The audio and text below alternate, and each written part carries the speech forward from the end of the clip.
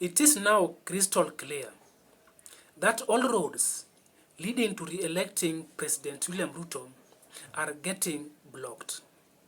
A Kalenjin man has just come out to strongly and fearlessly destroy and expose President William Ruto in a way you can't just imagine. And I want you to go ahead and listen to him. But before that, please consider liking this video. Now go ahead and watch. Lakini nikiongea sahi, mtu akikonjeka kwa Kipsigis, the only referral hospital ni wapi? Eldoret. Ni kweli si kweli? University ile tulitegemea tangu 24 years ya uongozi wetu, si ilikuwa Kabianga peke yake? Si Bomet wameanzisha juzi. Kericho town hakuna university hata moja. Hatuna referral hospital hata moja. Na tunasema serikali ni yetu. Lakini ni sisi tumeshikilia pembe. Wengine wanakamua. Maendeleo yote wamepeleka, hata nyinyi mmefaidika huko. Si unaona Wanga? Amchaona Gladys Wanga juzi. Kasongo juzi alikuwa kwa Wachaluo pale. Na sisi si wakabila. Wachaluo ni ndugu zetu. Lakini kama sisi tulipiga kura, si hata sisi tupate maendeleo kidogo. Bwana sisi tumeshikilia pembe. Hiyo Wanga anakamua huko, hata nyinyi pale milima amekuja kukamp huko kwa sababu anataka kura zenu. Sisi hatuna maendeleo, hatuchaona. Ama mumeona ni nini ambayo tufanyia hata moja? Nilishangaa hata juzi alipokuwa Kisumu. Mtu alikuwa anasimama anasema tunataka police station, saa hiyo alikuwa anapewa immediately. Lakini sisi tunaambiwa tu itakuja kufanywa, itakuja hadi lini? Agoyo. So kitastaki kanisa tuendelee tungoje. Tulimpea mwaka ya kwanza, akatuambia mambo yameharibika. Tukasema acha tuvumilie, mwaka ya kwanza ikaisha. Tukakuja mwaka ya pili ikaisha. Mwaka ya tatu lakini hata maambisi wetu hakuna kitu. Aliwaambia msikuche, ani mimi nitafanya nini? So hawa viongozi wetu wameinamia Kasongo. Alimwambia, alitangaza wasi akasema ni mimi lakini hadi leo ameleta. Tuko mwaka wa 4 sasa tunaenda election. Tumepata nini? Lakini hao wengine wamefaidi. So mwokozi wetu sasa ni nani? DCP. Ground ndio hii si DCP. Kasongo. Na ikuwe one time ya ukweli. Thank you very much. If you want one main thing, going to send the president back home after the next general elections is the lies. President William Ruto has sold more than enough lies to Kenyans. And right now, most Kenyans are just so tired in listening to what the president has to tell them. Remember, he promised heaven to Mama Mboga. He promised heaven also to the border riders. He promised heaven to the entire Asla Kenyans. But up to now, what has he done? In fact, he has stopped talking about the Asla people in this particular country. So to me, he has just forgotten them. But all these promises are not just in some selective counties or regions. It is also back in his hometown, where he comes from, the Kalenjin region. Now let's talk about the projects now being taken to the Luo region.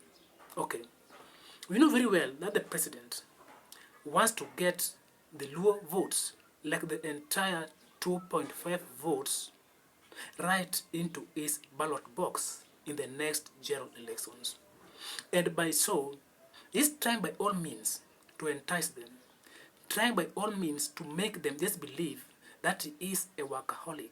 He is someone who cares about them more than any other politician, more than any other president Kenya has ever had.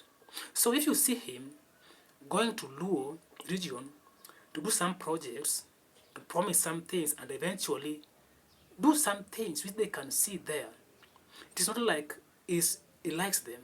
He is only trying to persuade them, to entice them to go ahead and vote for him in the next general election. This is the same thing he did in the last general elections. He promised everything to Kikuyus, and he also did wonders there. Money, he dashed money there. Projects he launched there. He fundraised there. But at the long run, after he was elected, he decided to dump them.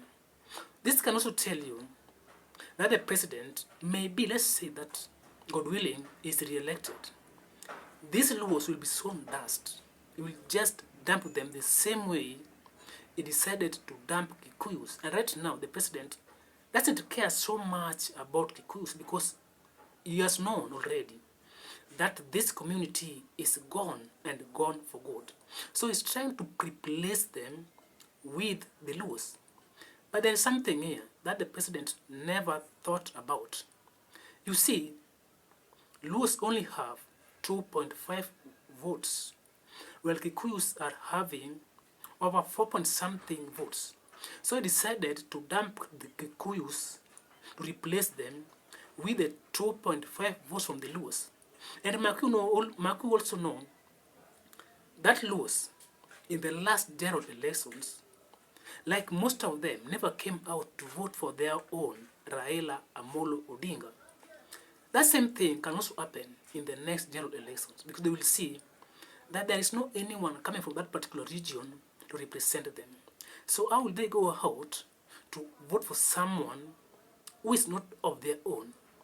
If Raila, who was their own, they never came out to vote for him. That is something the president hasn't thought about. And you see, the president has been lying to us, like I said earlier. And if you see even about corruption in this country, like in every sector you go, you must find any piece of lies, any piece of corruption, I mean. That is to tell you that the president has failed so massively. And the only hope he has is the Luos. Because most regions are now running away from the president. You have also seen it. Even his own people are now running away from him because he has failed like each and every person here in Kenya. So I just do not know how the president will reinvent himself now to come afresh to Kenyans and appeal to them in a way they can understand.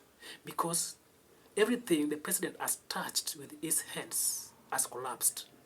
If you check on health sector fraud, big fraud. In fact, it has just shattered down.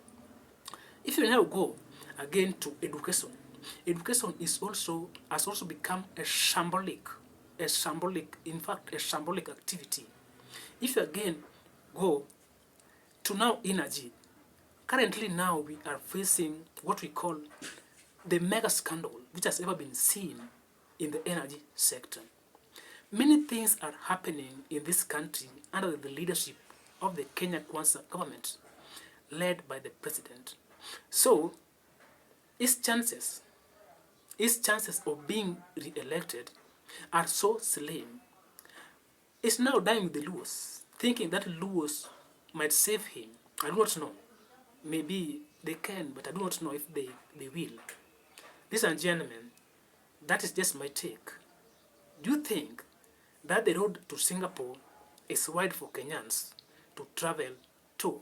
Let me know what you think in the comments below. But don't forget to like the video and also subscribe.